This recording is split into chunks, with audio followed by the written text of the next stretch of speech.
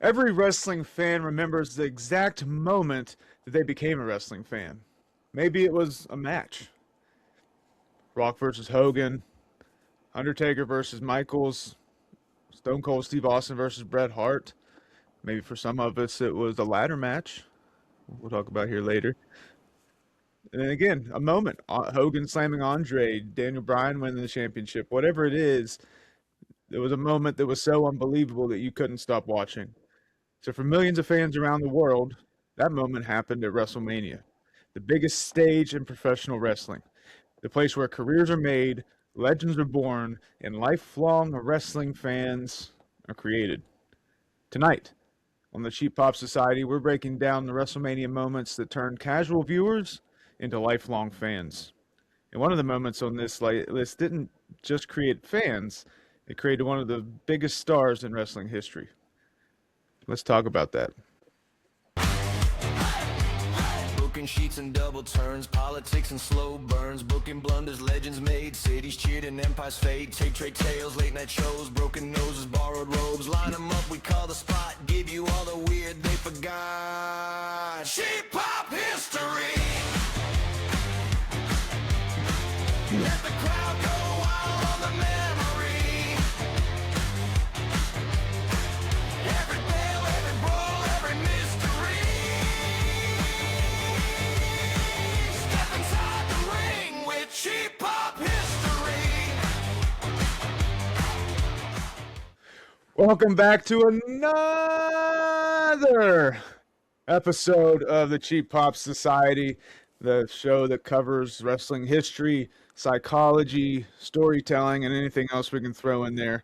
But tonight, we're going to talk about some WrestleMania moments that created fans forever, created lifelong fans. How we doing, Grandma? I'm doing good, man. It's a beautiful day. It's so beautiful to be alive in Los Angeles, California, as CM Punk would say if he was here. And I am clear across the country, and it's also equally nice to be alive. So, might be a little bit I will, nicer weather where I you're will, at. I don't know, but yeah, anyway, a little so bit. It was hot as hell today, but was it, I will say, unfortunately, no Evie today, but maybe sometime soon. I'm glad to be back with you, brother. A new little background for me. I got this. I going with a different background because I wasn't feeling when I watched the replays. I wasn't feeling the pictures that I would put up. I don't think they were coming across how I wanted them to. So I yeah, think that, being more explanatory would be better. definitely both a work in progress. So we'll see, and that's going to be kind of the fun as we do this. See what gets added in the background as we go. Once you get your permanent spot and I upgrade mine, we'll see what we get to. But so Can we, WrestleMania. can we talk? Well, hold on. Can we talk about, because we're on the lead up to WrestleMania? Can we talk about? I didn't ask you again. Did you watch Raw this week? I watched the CM Punk Okay, that's what I wanted to talk about. promo. That was the big thing. I Oh, I and we're getting Demon Finn. Saw that. That was yeah, I'm chef's very kiss. excited about that. But I'm so mad. Let's go backwards then, because I'm actually upset they announced it. I think the Yeah. pop would have been way bigger if we'd have just shown up as Demon Finn. Yeah, I Uh, definitely did not expect it to be announced. I thought that would be, some things are better left unsaid or unannounced. You know what I mean? So yeah. I agree with that. I do. But at least we But know. CM Punk's promo, man, it was felt good to hear him coming from the heart again, and a lot of things he hit on, calling McAfee, uh, going after Ari Emanuel. Now I ask you, was that on purpose, or did he go off the cuff? Because I know Meltzer said he had bullet points. Does this turn Ari Emanuel into the Vince McMahon role, where Ari comes in and tells him whatever Vince would tell him? Because I actually heard that Vince, when Stephanie came out, Vince was actually scheduled to come back in some capacity as a TV figure, but then another Janelle case came out, and I guess that was scrapped. So So yeah, a couple What's things your there. take? What do you think is going? I think it would be what we would call a worked shoot. So that means yes, he would be kind of given a direction, but CM Punk, make it edgy. You're allowed to talk about this. Mention RE because we've never done that before. Trying to blur. It's a red herring because it's trying to blur that let's see how much we can take this product that everybody knows everything about and knows is fake, and then blur it into reality, right? And so that's a way to do it. Um, and it was a pipe bomb 2.0. I think it could be labeled that because it connected with the crowd. It connected with me. I was popping. I loved it. But I Hey, don't know that it would lower be ticket prices is going to get me every time. right. And I don't think that he necessarily went into business for himself. I think it was definitely not rehearsed, but a lot of it preempted with, hey, touch on this. But I think he definitely had the freedom to do what he wanted there. But um, as far as Ari coming in and being like Vince McMahon, I hope not. I don't have any interest in seeing any part of him anywhere. He's not even a WWE boss. He's bigger than that. Like they're Well, just a company that owns WWE, and I don't have any interest. I don't think anybody's going to care who he is, know who he is. They pick him out of a lineup. I've seen him in a couple pictures, but it sounds like I have heat with him, but I don't. I just don't. Did you I ever don't watch want him. Entourage? Nah. No, he's the inspiration for the title character. He's named Ari Gold. Oh, okay. But okay. So what about The Rock? Do we get The Rock coming back and representing TKO, maybe as a surprise instead of announcing it, or does that help? Does that?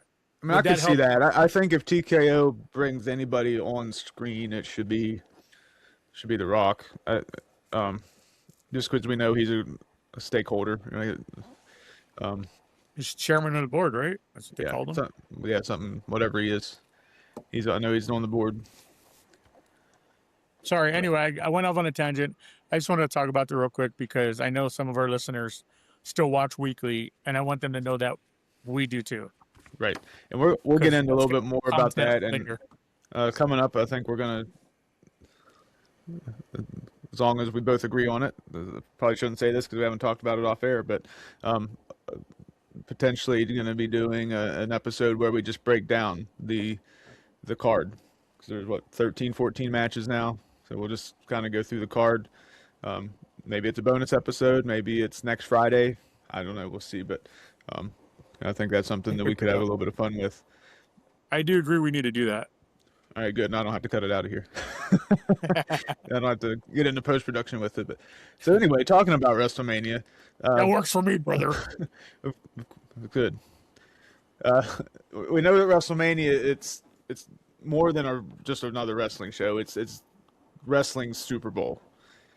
And for a lot of people, it could be the first wrestling event that they watch just because it pulls them in, or you got a friend that says, come watch this, we're having a party, right? So you go over. But that when WrestleMania delivers a huge moment, it can really hook somebody into wrestling for life. Whether you're a casual fan or you've never seen it before, this is your first time, there's moments that just not only define wrestling, but pull people into being fans. And we're going to try to talk about some of those, but some of the reasons that, for me, that WrestleMania can create fans, of course, we have the historical importance of it, but you have the spectacle part of it itself. Again, it's billed as the Super Bowl of wrestling. Nothing is more important than WrestleMania. And of all of the pay-per-views or PLEs, this is one, probably the first one, where the name of the pay-per-view is what sold the tickets. That's what moves the crowd until the tickets become, until a mortgage is cheaper than going to WrestleMania. But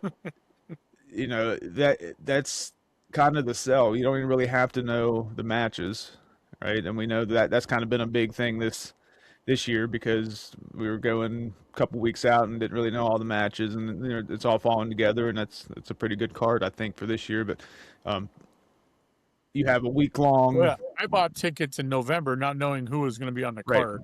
Right, in because if he April. doesn't, yeah, in years past, before TKO's theory of we don't want to sell out came into play, it was you had minutes or hours to buy your tickets, but you have a whole week full of different festivities from the WWE. You have countless amount of indies that have wrestling shows in that time frame. The WrestleCon comes in when they can. So, like this year in Vegas, I mean, if you're a wrestling fan, you want to spend that week in Vegas, and it's like wrestling heaven. So, it's just a spectacle that no other wrestling show or event gets. Couple that with like the Hall of Fame and everything too. With Tony Hinchcliffe, Kill Tony. Yep. So a bunch of different things. So the spectacle itself, and it's not like this year's the first that it's a spectacle, right? It's been billed as that forever. Really since WrestleMania 3, I would say. But right off the bat with WrestleMania 1, we had like my next point, which is celebrity involvement, right? The original show that had any kind of celebrity involvement would have been WrestleMania, because that's where we just wanted to make sure that as wrestling fans we would reach out to the rest of the world and be able to say, hey, your favorite celebrity is on WrestleMania. So that's now we have celebrity involvement all the time, but it's really started with WrestleMania. The storyline build up, right? There's a lot of payoffs at WrestleMania. Not a whole lot starts at WrestleMania. WrestleMania is like the end of the calendar year as far as WWE goes. So months of storylines building up, and then the very emotional payoff moments. Think of Kofi Kingston winning the championship, right? Kofi Mania. Daniel Bryan finally winning the championship. Cody Rhodes finishing the story. Like, so much with the payoff moments that Seth are just Rollins things that cashing hooks in. fan. Yeah, Rollins. Yeah, Rollins cashing in on Roman Reigns and Lesnar. So so many things, and things that we'll leave off the list too. Things that I inevitably, I mean, it's so subjective, but again, WrestleMania creates lifelong fans because of each of those things. In my mind. I agree, 100%. But before we get too far into this, let's go ahead with one of our favorite segments brought to us because of Grandma, and that is going to be the wrestling word of the week. But even before that, I want to say that we have our first sponsor. So this is going to be brought to us by DodgersTailgate.com. If you're a Los Angeles Dodgers fan looking for the latest news, rumors, game breakdowns, and fan takes, DodgersTailgate.com has you covered. It's the place Dodgers fans go to stay in the loop. Check it out now Go at Dodgers. DodgersTailgate.com, where Dodgers fans stay in the know. I hope you're ready for the wrestling word of the week. For the wrestling word of the week.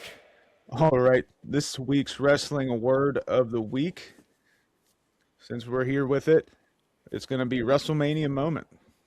It kind of fits the theme. It's not a word, but it's a phrase that is a career-defining moment that happens on wrestling's biggest stage, right? Everybody wants to have their WrestleMania moment. And that could be something like a championship win, just being in the main event, some kind of shocking moment, a legendary match, right? Match of the night, trying to go out there and do whatever. Just something that the fans will never forget. So anything that they're talking about, not just the night after, but for years after, that would be your WrestleMania moment, right? Hogan slamming Andre, Undertaker's streak, right? That's a whole bunch of wrestling moments. Lesnar beating Undertaker's streak, right? We don't normally talk about that as a positive, right? I don't think it created too many fans, but it's definitely a WrestleMania moment, right? For better or for worse. Hogan, Hogan taking the match from Bret, and beating Yokozuna for the title, WrestleMania 9. I think it's 9. In Vegas. Yeah. That was the outside one. That was a crazy WrestleMania though there. So there's definitely plenty of those. So let's go ahead and get into the meat and potatoes of why we're here. We're going to have a Yummy. list of matches and a list of moments that we go over. And I know, even like I've said before, when we go over these kind of things, as we're going over them, there's like something pops in my head that we forgot, or I forgot, or whatever. And I want to say one thing that's not on the list that I think probably created a lot of fans recently,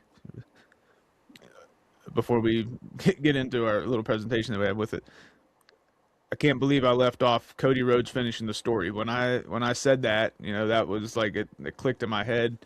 I know it's hard to think of something, especially with our age, like nowadays being something that would hook fans in, but just the emotion behind that, and the Well, the payoff components over also 2 years. Cena, Taker, Rock. I Right. mean, yeah. I mean, it's got to sit for a little bit in the archives before it becomes something that we would talk about on this show. But like, I would say in a couple years, WrestleMania 40 will go down as a pretty damn good WrestleMania, and that because of Cody finishing the story. Right, because of that moment. Yeah. All right. So as we get going here, hopefully you can see the screen. Is it showing up on yours? Yep. All right. So as we go, we're going to pop up on here on the screen. You're going to see some of the moments and the matches, and we'll talk a little bit about why we think they deserve to be on the list. And at any moment that you realize a moment that you like or a match you like is not on the list, make sure you comment that down in the comment section, and we'll respond to you when we see it. But up first, you can see here Randy Savage and Ricky Steamboat. And I think we can maybe agree that this was definitely at one point the best match in WrestleMania history. It's been surpassed. I think, objectively been passed, but it's Oh yeah, dig it. to me, the significance is it showed how important the Intercontinental Championship was, and it was really the workhorse title. You had one of the best technical matches for years and years and years. You're in front of 93,000 people. Just the WrestleMania 3 in itself is, a WrestleMania that a lot of people mark as the beginning of their fandom, but so many people talk about this match still today. Yeah, I mean, it. There's just so much awesomeness about this match that I don't. I mean, it's even the details. Like, look at the way Botch was dressed, like with the pink, the fuchsia or the salmon colored tights, the yellow boots, and then the simplicity of Steamboat and the all white. Like, I don't know, man. That was when wrestling was pure and just awesome. And is that Hebner in the background too? That is Dave Hebner. Oh, the brother of Earl. Mm-hmm. This match was excellent, but like you said, for the time it was excellent. For a lot of years after, still excellent and elite. As we've gotten more athletic superstars, and we're going through different eras and times, this one's lost its luster a little bit. It still deserves to be in the talk of a top 10 match of all time, but is it really there? In this fan's personal opinion, no. I think it's just outside the top 10, but that's just my opinion. And I think a lot of that too has to do with generational bias. I think, because I'm in that same boat. Like, that I wasn't a kid when this happened, right? I was going back and watching it. I could appreciate it for what it is. I honestly do, but for me, WrestleMania, I think of like the Attitude Era and right after that, right? That's my kind of sweet spot, and I think you're right around that same time. yeah, I think I was like just 1 or 2 pre- years old when this happened, so it's So, hard for me to right. put any Right. weight behind, Right, Yeah. we can go back and watch it and realize it's a really good match, but we don't know how everybody reacted to it when they saw it live and that kind of thing. But yeah, so definitely one of the moments that happened. Here's another one. So this is WrestleMania 33, I believe. Yeah, WrestleMania Yeah, 33. The Hardy I Boys come popped back, hard. and I this popped was hard when they came out. I did too, and I had a friend that was there, and he said it was nuts whenever they Delete, delete, delete. right they came That out. was so hot. That was so hot on the indies that I was so excited that it was going to be brought to WWE because now I'd be able to see it. And it, you know, It was never I fully thought New Day was. I actually thought New Day was going to be the addition. So I was very happy to see that right. the The Hardy fact that Boys. they were able to keep it a surprise, and that was one of the biggest surprises they were able to keep because up until that point, I mean, there were so many leaks. They've had a couple since then that they've been able to keep, but usually there's leaks. There were really the only thing that there was, it was a little bit of an Easter egg, was just the fact that it was a ladder match and there was a mystery team and that kind of thing. Well, actually, there wasn't even. They didn't even announce a mystery team. I don't think. I think it was the New Day came out and it looked like they were going to add themselves, and then Yeah, um, they just came out and said it. This is now a fatal 4-way or whatever, right. or fatal So 5-way. I don't. I think that goes into you get the surprise factor with it. You get the return of one of the craziest tag teams ever. One of the most popular tag teams ever, arguably the goats of tag team wrestling. That so many people idolize Jeff Hardy or the Hardy Boys in general, and you get them coming Where back at did WrestleMania. That moment itself, and then they came back where and did win you the tag team titles. where did you rank the Hardys last week? 3? I think so. Yeah. I don't know, man. Like, so for this situation, what we're talking about, yes, it was amazing. The pop was great. The pop was crazy. It was almost Road Warrior pop. Uh, and seeing them back in WWE, where I think they belong, was pretty amazing. Now, again, there was other tag teams that could have used the rub at that moment, and they keep regurgitating these older wrestlers, and it's like, man, all right, like I get it because I like the older guys too, but sometimes it's just, do we really need to see the Hardy Boys again? What are they going to do different this time? Oh, Yeah, I Jeff's think going that to was the throw himself through something. And I think one of the things was, they were gone for a set amount of time. That were they forgotten? No, but when they came back, it was almost like they were able to reach a whole new generation of young kids. So, I mean, I think it was good. They didn't feel like a nostalgia act necessarily because they were still moving and doing their thing, right? They weren't slowed down necessarily. It didn't seem like they were missing a step, but I thought it was a feel good moment to see them back. Now, if they come I know back I now, stopped. now it's a retirement thing, and that seems to be our thing now. If we have somebody that's going to retire, let's give them a run, and whether we know it or not, right? Um, And but then have him lose to Gunther. right, he'll retire the Hardy Boys. I'm the tag team champions. Let's talk that stage though. That roller coaster, I love that stage. I don't think it's talked about enough. But anyway, so that was WrestleMania Yeah, but it's 33. like a whole football field from the curtain to the ring. Yeah, the damn ramp is like over everybody's head, so you're like watching them come down. It's crazy. Like it. How about this It's one? Kofi Mania.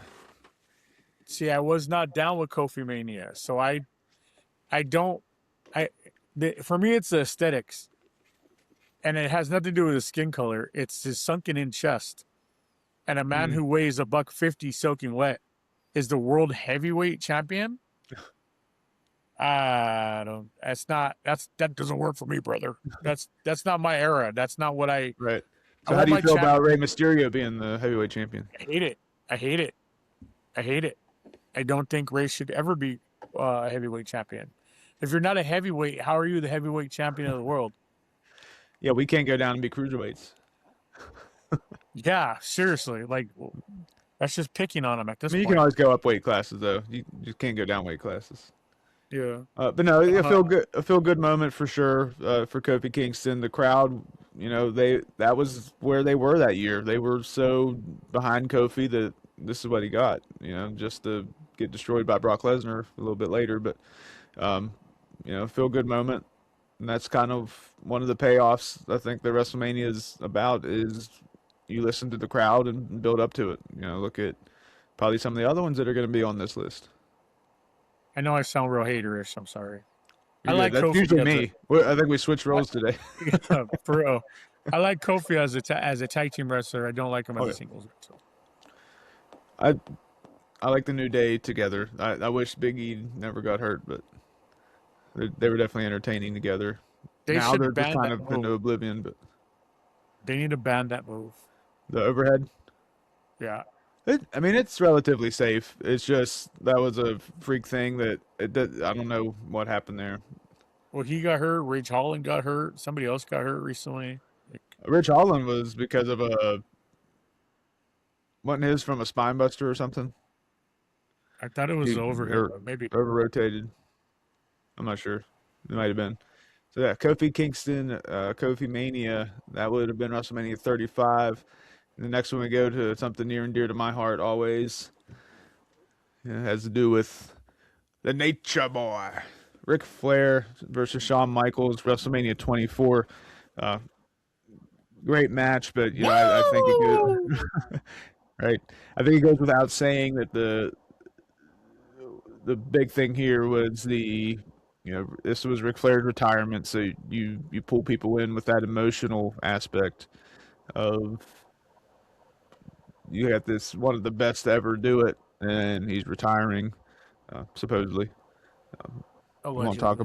about him hauling ass straight to TNA, but He also went on a little rant today that I don't want to get into yet. But I saw that. I'm anxious to see what all that means and whatnot, but this match, though,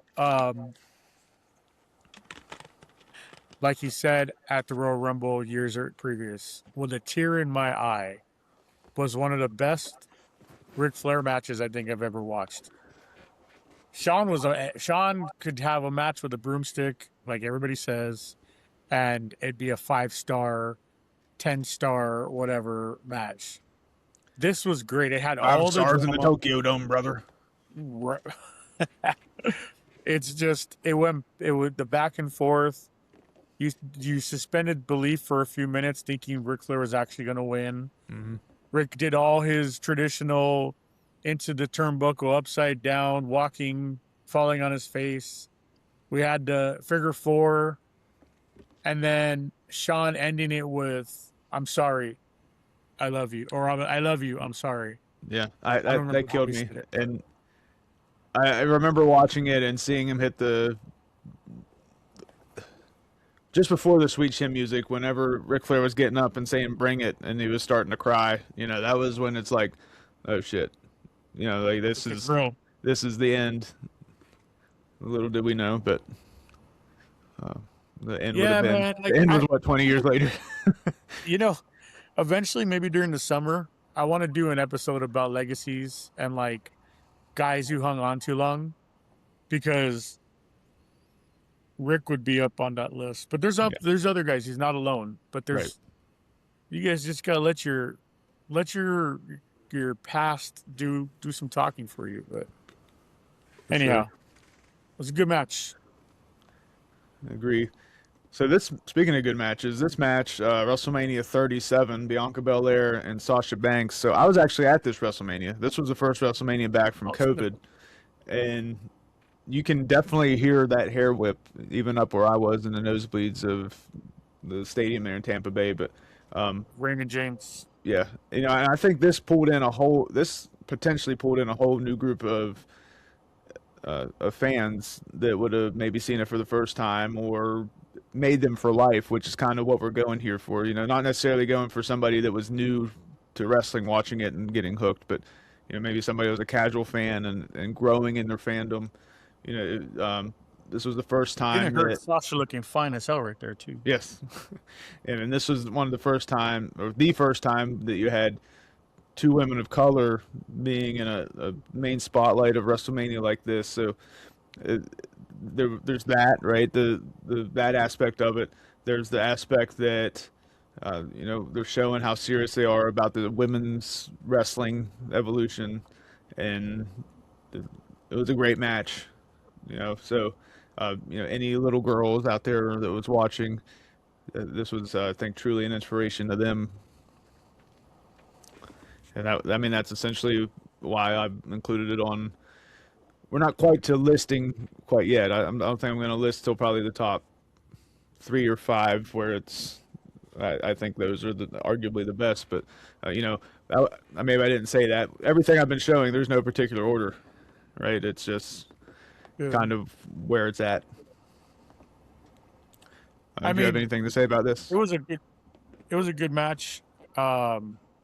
I think the hair should be illegal. I think it's a weapon. I've said that for years. That's just being me being a mark. But what both of these ladies brought to the table at the time was awesome. What Sasha's turned into now, or Monet or whatever, I'm not a fan of. But then I was really into her. I thought she was very beautiful. Yes. I thought she was an amazing wrestler, and I don't know how she went from so good at her craft to being a Botchosaurus Rex, because every match now has a botch. I can't speak for that. Like I don't stay up with her now, but this would have been like probably my peak fandom of her for sure. Like I love Sasha Banks as Sasha Banks. Like 100% agree with what you're saying there. And I love Bianca Belair. Bianca Belair is an amazing athlete. Her hair, the foreign object attached to her head, could be a little bit of a subject, but it's part of what makes her, I guess. But yeah, I mean, this was definitely one of those moments. And speaking of moments, this next one might be something that you have a little bit more to say about than me. So we gonna go all the way to WrestleMania 10. Unfortunately, you can't see Razor Ramon laying down there, but this is the ladder match at WrestleMania 10. Shawn Michaels versus Razor Ramon on the list, obviously, because one, ladder match. This was only the second ladder match, I believe, in WWE history up to that point. Okay, that's the picture you're trying to show, but there's Razor. Oh, heck yeah. That's the rest of the picture. And this is an iconic picture. This video is shown in so many video packages. But again, it was kind of an evolution of the business. This was unheard of for there to be a ladder involved in a match at this time. You had the 2 Intercontinental Championships hanging above the ring. So obviously when you introduce something new that's become so revolutionary that there's pay-per-views that are built around the match even now. Of course it's a TLC pay-per-view or match usually now, but this is kind of the basis of all that, and of course that's going to draw fans in. It's a good match. If you like gimmick matches, that's right up your alley, and this was one of the best ones at the time. So I think it had to be on the list. That's my 2 cents. Your turn. I actually think I'm going to do a short on this, how you've been doing the 10-minute videos. I think I'm going to do a short on this match alone just because there's so much to tell about it. So you guys stay tuned for that. But in short, this might be my favorite match of all time. I even bought the figures that go with it. Just a little synopsis, as the box says. WrestleMania 10, March 20, 1994. 2 titles hung from... Wow, 1994. Evie wasn't even born yet. 2 titles hung from the ceiling of Madison Square Garden for 2 superstars laying claim to the coveted Intercontinental Championship. The Heartbreak Kid, Shawn Michaels, looking to reclaim what he never lost because he lost his smile but not his title. Against the bad guy, Chico, Razor Ramon, defending what he rightfully earned. Both men would enter, both would climb for glory. Only one would truly leave as champion. And look at how beautiful these figures have got it. Now I know why they're so expensive, but I don't know if you get a real good view of that. But the 2 titles, them on an actual ladder, Like,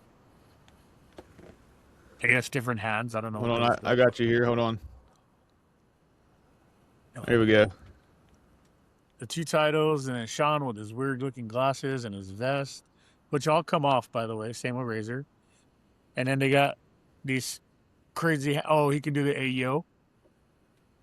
And then Sean's with the fists. This was just. There were so many layers to this match. It was something we'd never seen before. And Sean, and then they pulled the 1/2-inch mat on the side that's supposedly cushioned, and he did a backdrop on him. Like, they dropped Sean on his back, right there, or no, Razor on his back. And it's just like, wow, that was cool. And like Diesel getting kicked out almost immediately. Did you see something?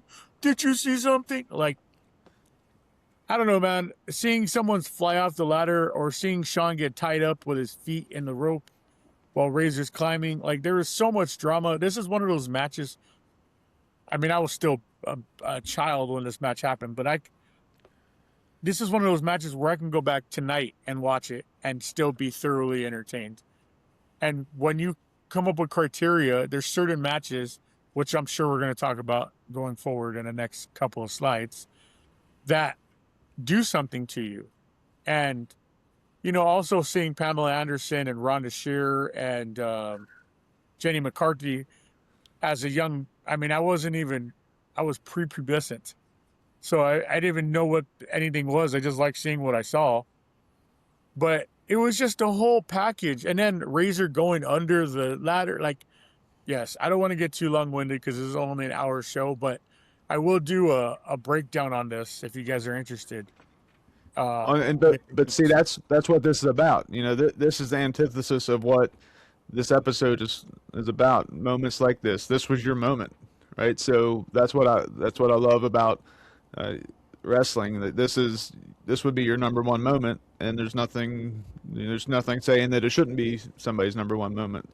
But I think that would be an awesome idea if you go in depth with this, because you know you have that connection to it that you can probably do it more justice than most, right? So, well, I think there's that'd be 2 cool. matches. If I'm showing someone wrestling for the first time, like I did with Evie, there's 2 matches. There's this one, and then one that's probably going to be number 1 or 2 on the list. When we get there, I'll bring it back up. My 2 would be, not that it matters at the moment, but my 2 that I love showing people that aren't really wrestling fans or never watch wrestling. I go to Triple Threat from Unbreakable 2005, and that's AJ Styles versus Samoa Joe versus Christopher Daniels. And then for the more hardcore style, I go to Cactus Jack versus Randy Orton at Backlash 2004. Those were the ones that, for me, had like the most impact that I can think of. I can't even argue those. I also don't show the Royal Rumble 2000 match with Cactus Jack and Triple H. I don't show people the Taker Foley match yet until they show an interest. Yeah. If they show an interest in it, then I'm like, okay, you got to see this. But if they don't, like, it's just an ugly car crash if you're not into it. Right. You throw the line out there and then you hook them with it. When she said, "Oh, I want to see more," that's when I was like, "Oh, we'll check this shit out." And then she started a podcast. All right, next we have the Ultimate Warrior, of course, beating Hulk Hogan. This would have been WrestleMania 6. You know, this was one of those things where, you know, he was slated to become the biggest thing in wrestling, and you had Hulk Hogan's, you know, sign or seal of approval there. Was a big moment for a lot of people. I mean, a lot of people were Ultimate Warrior fans, and you know, when they remember exactly where they were the night that he beat Hulk Hogan, right? So for those that fall in that age range, this would have been definitely one of those moments of WrestleMania. That was a great match. I mean, as great as Ultimate Warrior can put on a match. But didn't he hold out? Or didn't he tell Hogan? I mean, didn't he tell McMahon, "I want to raise or I'm not going out there"? Was it for this match, or was it another one that I'm mistaking it for? That may have been this match. I know that story, but I can't off the top of my head remember when that was a thing. I do love I the think it yellow would have belt. been. I think it would have been for this. Yeah, I love the yellow Intercontinental belt. I don't have a lot to say about this one because there's not a lot to say about it, in my opinion. It was the battle of two. It was almost like the handing a baton from Hogan to Warrior, and Warrior was like modern day Nia Jax. She can get it done. She's good, but she just before recently she just did not give a shit about her craft. She was getting all overweight. She was slow and sloppy in the ring. And that was, I mean, Taker versus Helmsley in that 30-second squash match. Like, how are you going to beat Triple H when he's on his chest on the mat and you do a whatever the hell it was on his back and then roll him over for the pin? Like, that was just, I don't know. The Ultimate Splat. I This mean, that one- was kind of his finisher. That's kind of the same as the the big leg drop. There's Yeah, but I need whatever to see, they.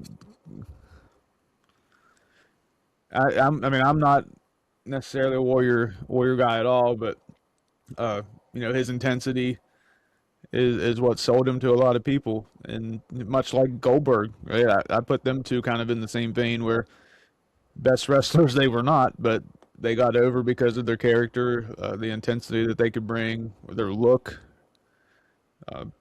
Obviously Ultimate Warrior had way more of a look than Goldberg. Goldberg just looked like he could beat your ass. Warrior looks like he could beat your ass, and he's colorful. So, true. but When yeah, he died, though, his speech really hit me. yeah, and that was eerie. That was freaky. Like to give that speech and then pass away the night or the day after that. That's weird. That's God working in mysterious ways. Amen. Because he gave him his rub. He gave him a chance to apologize to everybody he needed to apologize. I'm sure Warriors in heaven right now watching. Yeah, it was Probably working out. It was probably it was the wrestling gods kind of making the world right while it still At could. least for one day. At least Yep. for one day. Right. From now on, my list kind of goes in order. I think Okay. these were what you could call the honorable mentions, even though I didn't really give them a label. They were just moments I think needed to be included.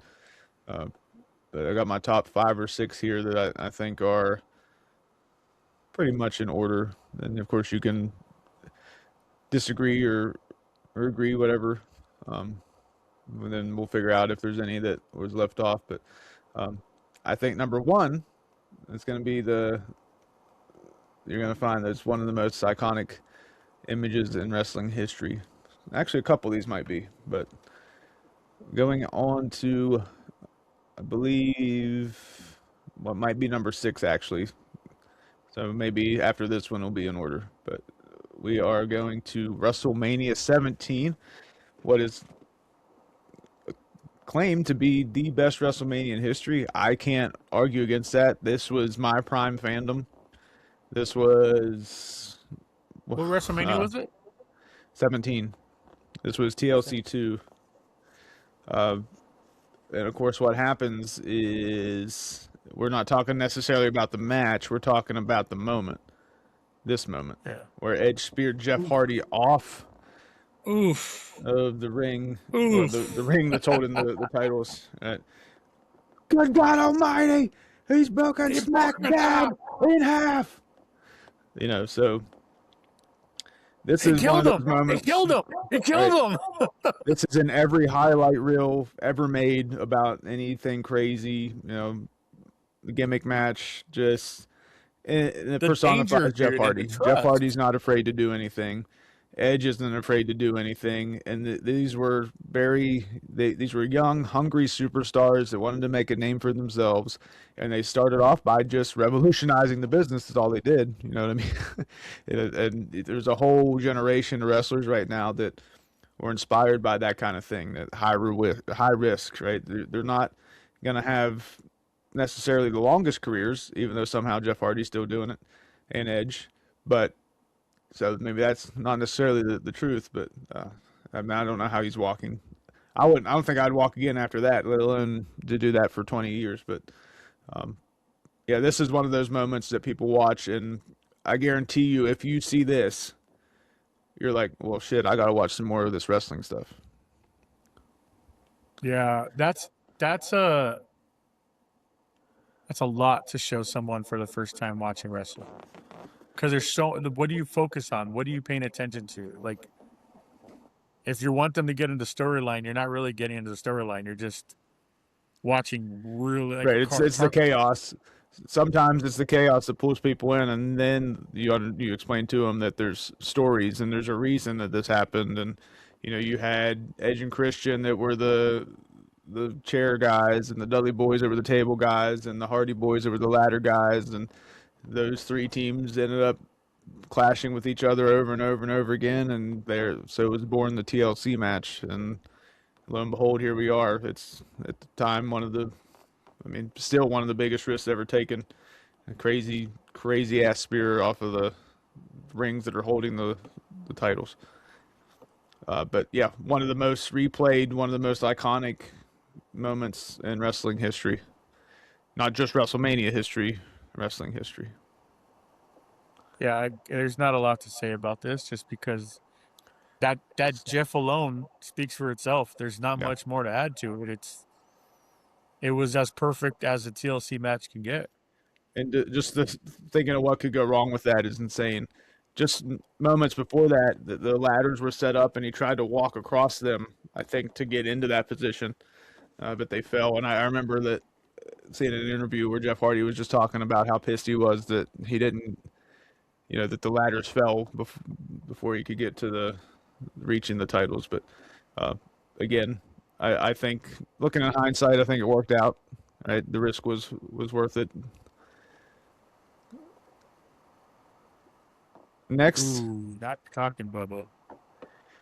Talk about one of the most epic storylines ever. Of course, monster versus monster, brother versus brother. It's storytelling at its finest. You take the mythology of the Undertaker character that had already been kind of running through 8 years prior to this through the WWF, right? So you had this character he's tweaked it up a little bit, but he's been there.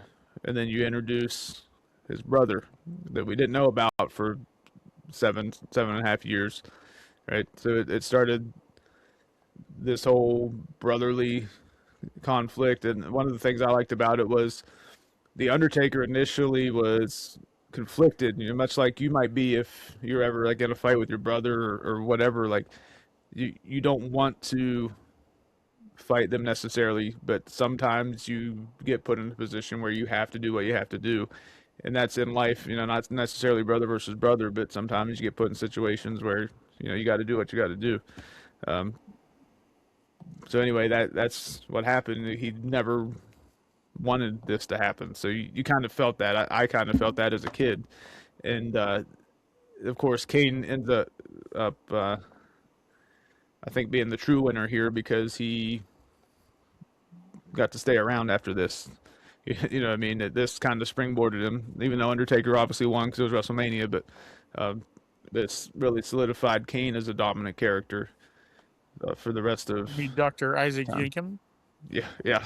And this is also kind of around the time where that streak narrative was starting to come around. So, but yeah, the big thing here, brother versus brother. So I just think it was one of those moments that it's a storyline that could pull people in. Look at the size difference. Yeah, I noticed that when I downloaded the picture. And you got the referee over here, like big Kane was. Jeez. Well, that's the old lifts he used to have in his boots. Oh, was it? Yeah. They wanted to make sure that, because they wanted him to be this big force, and he's built bigger than the Undertaker, so they wanted to make sure he was definitely a little bit taller than the Undertaker. So he had like 3-inch lifts, like crazy lifts. Oh, I didn't know that. And a lot of times that's what it is. I mean, if you want to be taller, you can get lifts in your boots, and that's kind of a. How do you run and walk with those things, though? I mean, I never had boots with big lifts, Yeah, but you need it. I don't know. I don't know how much it really changes. I mean, I'm sure that at a certain point it's going to change a lot, but uh, I don't know what that point is. All right, our next moment, our next match, I should say, uh, it's number 4. Definitely one of the most iconic matches in WrestleMania history. Of course, we're talking Bret Hart versus Stone Cold Steve Austin. I The just I watched it Quit, right now. huh? I just watched this match right now. Did you? Uh, Of course, what we normally see though is this view, right? That's the kind of what we think of. That's what I think of when I hear about this match. But other than what made a having, T-shirt out of it? huh? They made the Blood of a Stone T-shirt. Yeah, There, that's Stone right. Cold That's T-shirt right. was up. Yeah, and not only does it have one of the most iconic pictures or videos in wrestling history, again, not just WrestleMania, but in wrestling history, but everything else about this was gold too, right? It wasn't just this one visual. It was the storytelling of a double turn, right? Brett turning and Austin turning, Austin becoming face, Hart becoming a heel. Uh, Austin refused to quit, right? And that's what this tells you. It's a man that's beaten. He's damn near broken, but he's not going to give up, right? And that's kind of the antithesis of what a baby face is. So that was what kind of helped him get over is that. But um, one of the greatest character moments in wrestling history. I agree. It still holds up today. And what the funny part was I saw was Ken Shamrock coming to Stone Cold's defense, which I never thought I'd ever see. And Yeah, he yeah, back body slammed Brett, and he did the 90s Street Fighter guy come on, bro, come at me, brother. Like, what are you gonna what is this? What are you doing with your hands? Like, what do you like?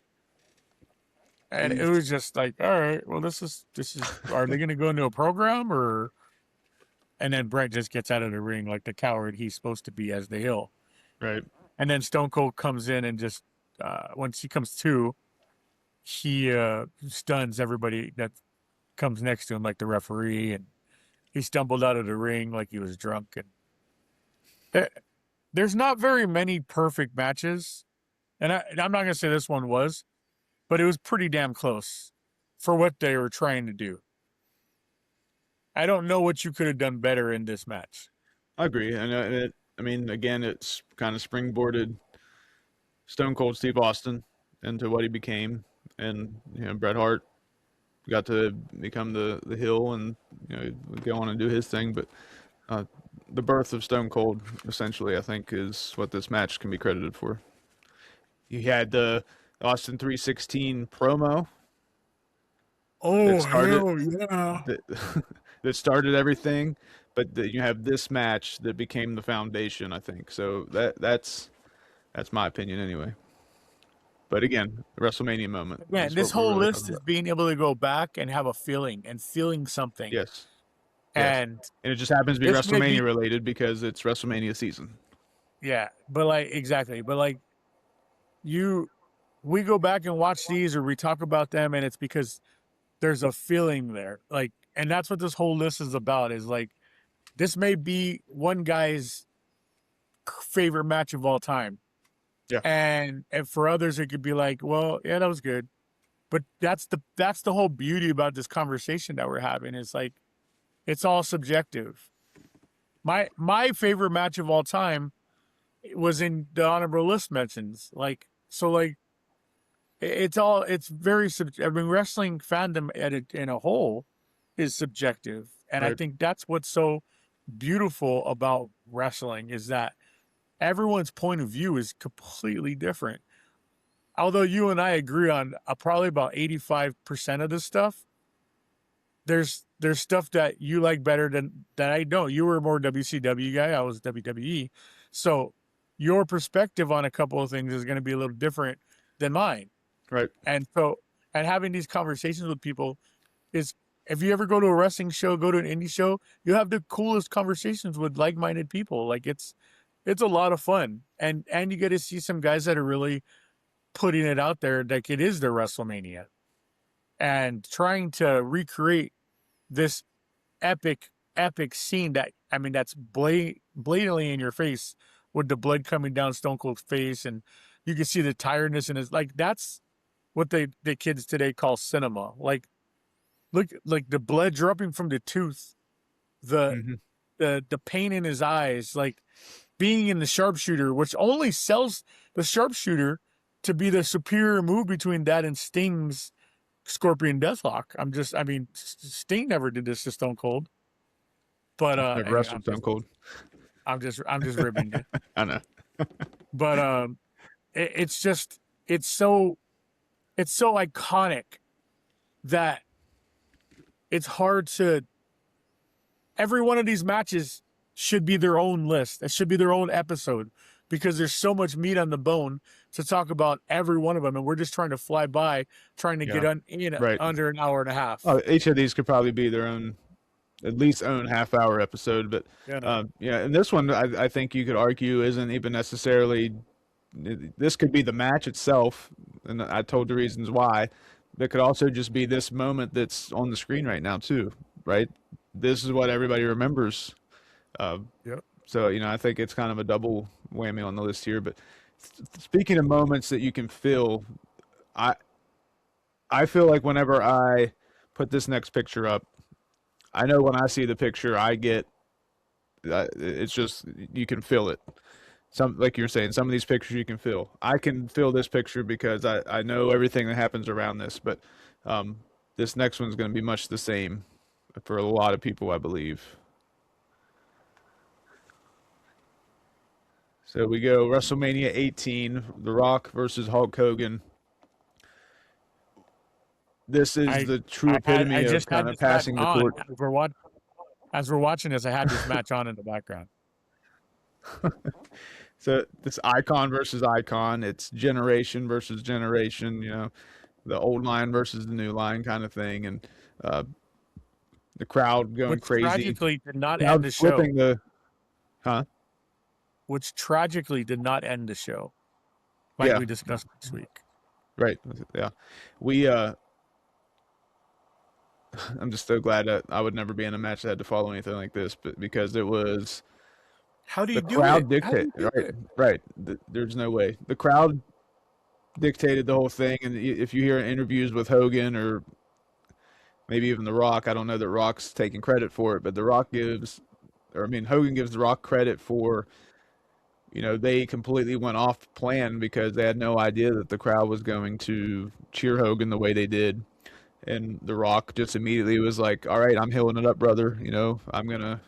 We're going to let Hulk Hogan shine here. So much so that the kind of creative basically changed that, NWO's done. We're bringing back the red and yellow, and, we're going from here. So, you saw it from the start of the match. As soon as Hogan went out there, he even looked around like, yeah, what the hell is happening? And then he smiled, yeah, which he wasn't supposed to do because he's a bad guy or a heel. And then when Rock got in the ring, you can see the conversation they have, and he's telling him, like, all these people are for me, brother. And you can see the Rock kind of like the picture you're showing right now, like, the fuck is happening? the gears are grinding. But he leaned into it, which the current product does not do in the slightest, which is the problem with the current product. A lot of people now to make a mistake. They're not. A lot of the wrestlers now are so trained to just have the match and go. They got to stick to the plan because everything's so scripted and timed and all this kind of stuff that very few can go out and work solely off of the feel of the crowd. And that's kind of a lost art, but that's exactly what happened here. And anybody that's listening, if you haven't seen this match or it's been so long that you don't necessarily remember this moment, go back and watch this match. Just type it in YouTube or do whatever you got to do. And they lock up and Hogan shoves The Rock off and that place went fucking crazy. They went banana. When The Rock went head over heels? Yeah. Yeah, the whole crowd. you feel that. That's one of those moments that, like, if you notice that, it's one of those that, how can you not love professional wrestling when you see that? And Hogan leaned That's what into it this like is they about. were at the Hogan leaned into it like they were at the Silverdome. Yeah, and Like, that was a thing. That's not what Hollywood Hogan does, right? So we're seeing the reemergence of, the red and Hulkamania, yellow brother. kind of character. Yeah. And speaking This of could kind have of been feel number good one, dude. moments, our next I moment think here, I think you I I think think so. you put it too low. That could have been number one, easy, and nobody would have complained about it. Right. Number 2 is going to be a little bit controversial, I think. Um, and I'll explain why, but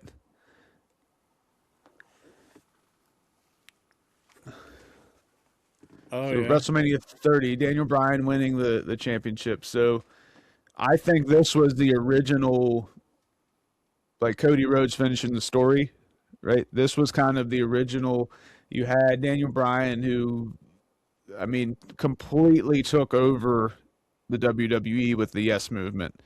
I was at the Royal Rumble peak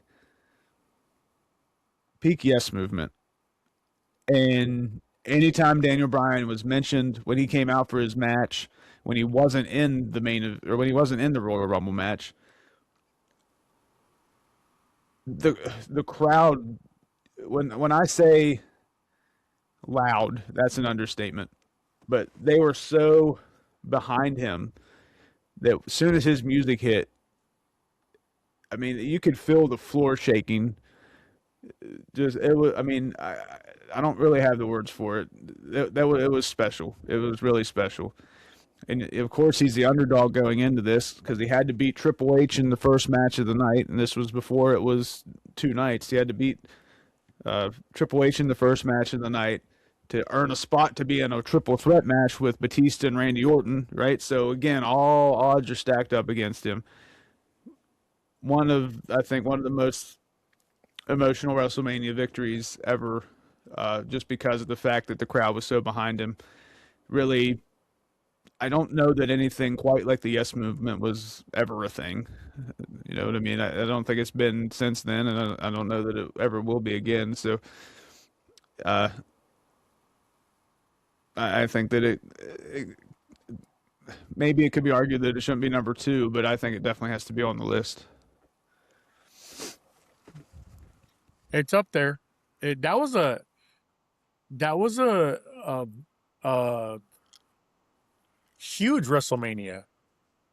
Yeah, That's where Taker lost. yeah.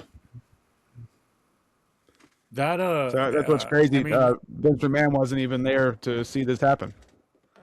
yeah, He was which at is the probably hospital why with it happened. Yeah, that got switched up on him.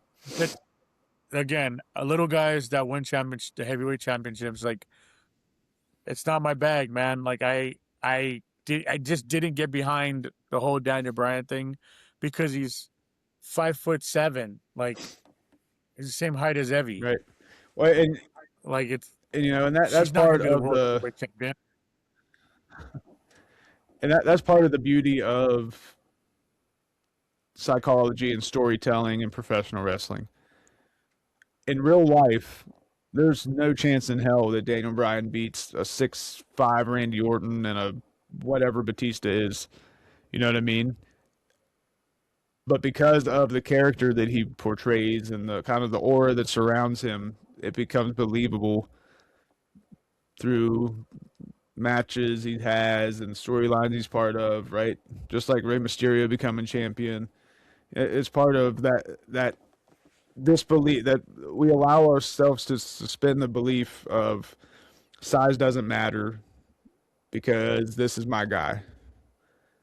So that's why you can have these smaller guys beating the bigger guys and that kind of thing. Because when you think psychology at its core, you're like, yeah, it's exactly what you're saying, right? You're coming from a more logical standpoint that most wrestling fans, I think, don't look at because I don't think they analyze the business that much because they're just so into whatever character they're into, right? So Wrestling Well, 101 goes to that. it's also going on this year Yeah.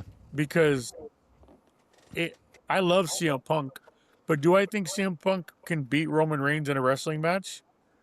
Not at 46 years old, but in a street fight, yeah, because he's scrappy, he's from Chicago. Like, I buy that. But it's also taking the brain out of it and being like, nah, F that. That's my guy. He's Right. going to beat him because he beat him on the mic. He's going to beat him in the ring. Exactly. And that's exactly why you can get away with a Daniel Bryan winning or a Rey Mysterio winning or a smaller guy winning. Even Shawn Michaels, at the time when Shawn Michaels became champion, he was, you had Vader, you had Sid, you had Undertaker, big guys all over the place, So to Hey, suspend Shawn that wasn't a disbelief small guy. is part of wrestling. Sean and I are both very healthy 6'1" guys. Just saying. And CM Punk is right on that. CM Punk's 6 feet tall. He's right on that cusp of being believable as a heavyweight champion. Yeah. He's Fair right enough. there. He's right there. In my opinion.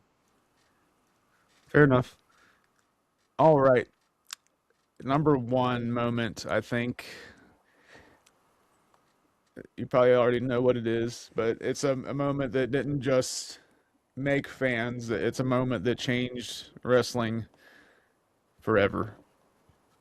So again, some of these we're not talking about the match. Like this one, we're not necessarily talking about the match. This number one isn't necessarily the match that we're talking about. This is a moment, and a moment that lives on in infamy. Let's get in our Wayback Machine and go all the way back to WrestleMania 3.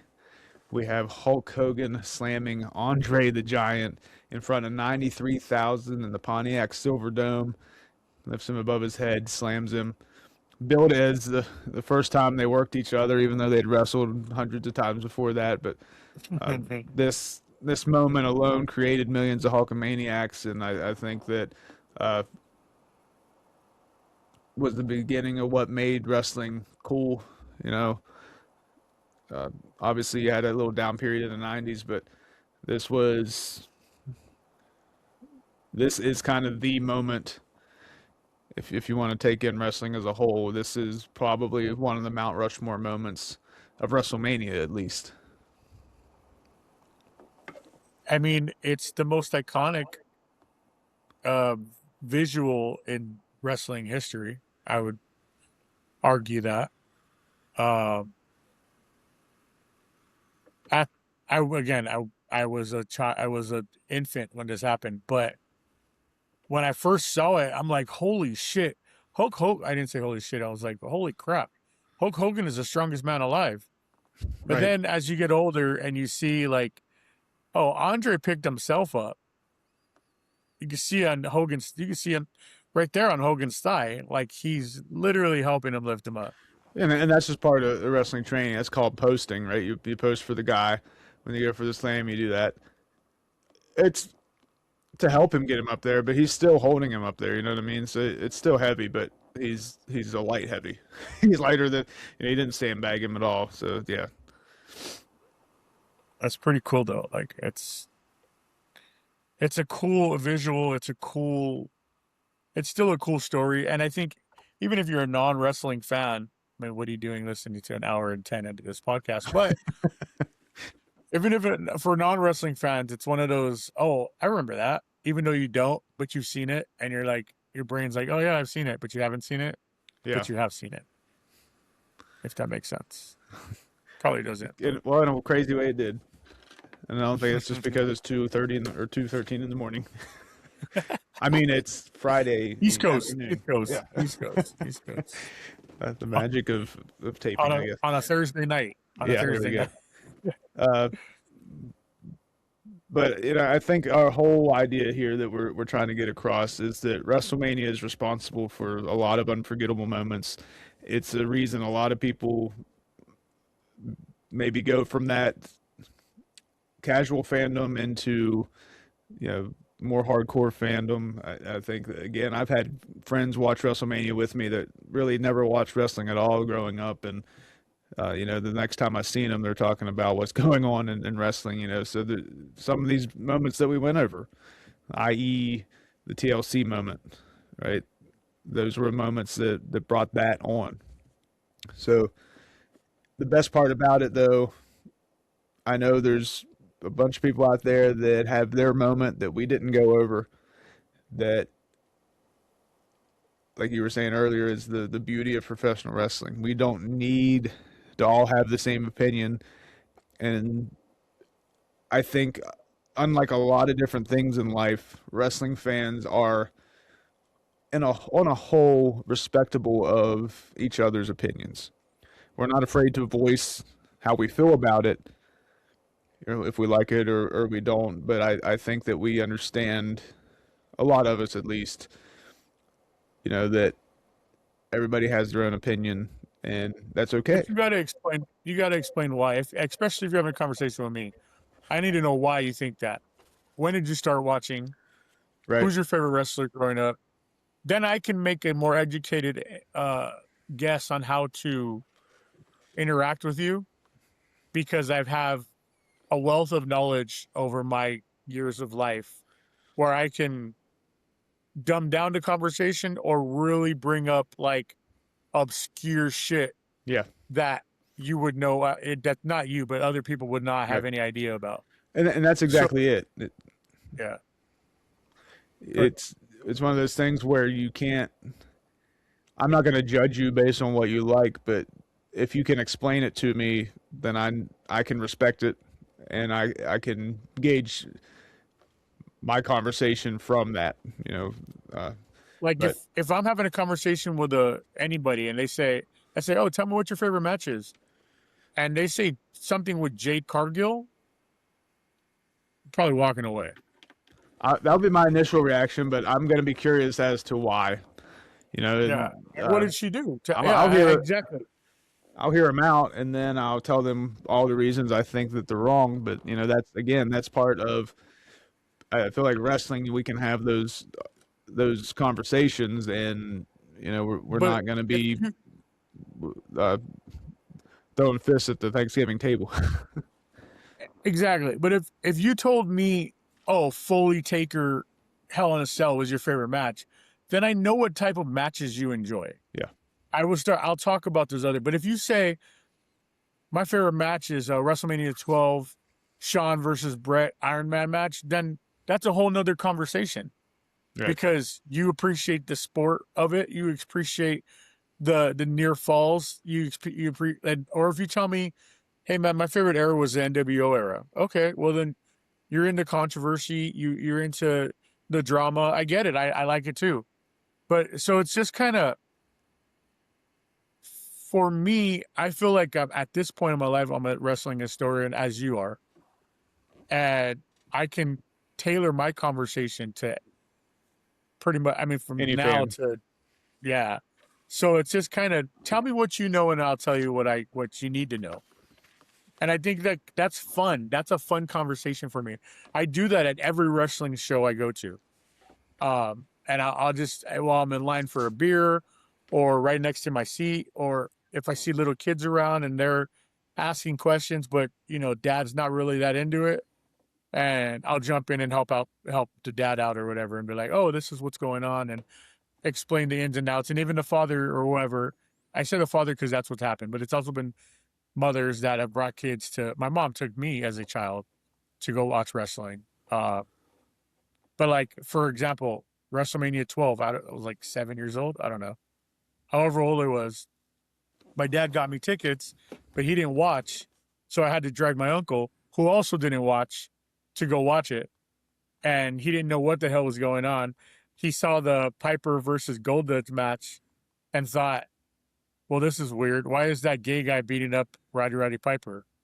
All right, we're still recording, it looks like. So we had some technical difficulties there. I don't know how much of what we heard for you. Here's some wrestling going on in the background there. I stopped as soon as you'll hear it. I stopped. It's all good. So yeah, anyway, what we were talking about there, wrestling being subjective, is the beauty of it, right? Um, It's fun, man. It's just, and if it's not your thing, don't fuck with people who like it. yeah, Like, let them have their thing. and People that don't like it, we don't talk shit about cars because you're into cars. Like, right, who gives a and shit? obviously more. Can you turn down whatever is on the background? Oh, sorry, I was You're good. Rock Oh, versus good. Austin 17. I think more so than ever, obviously, it's okay to be a wrestling fan because it's again mainstream ESPN. Like, I mean, shit. An hour of both nights of WrestleMania is going to be live on ESPN. So that's awesome. So it's just one of those things where, for me and you, we've been through when it wasn't cool. We've been through when it was cool, and now it's coming back around again. I think where people aren't necessarily going to make fun of you for it, but what we want to Well, know, it's what because of I the want to know, crossovers. It's yeah, because of the crossovers. I don't oh yeah, necessarily love seeing I Show Speed or whatever the other guys are. Logan Paul's one that worked out, but other than that, like I don't care for it. But that's what gets some of these kids who like the streamers into watching wrestling, which is more eyeballs and then more ticket sales and more merch sales, and that's not a bad business plan. But you know, right, I think sometimes they forget their fans that are in their 30s to 40s to that they exist, yeah, and they don't and cater to them and anymore. So, you get it. That part of the business model is you got to always be growing and you got to always look out for the future. But something you just can't forget about your current fans or your past either. So, um, they're yeah, just because they have us 30 and more. I 40 year think they olds have have more money to. now. Right, they have more to cater to now than they did before. Before it was all about like, we're focusing on this.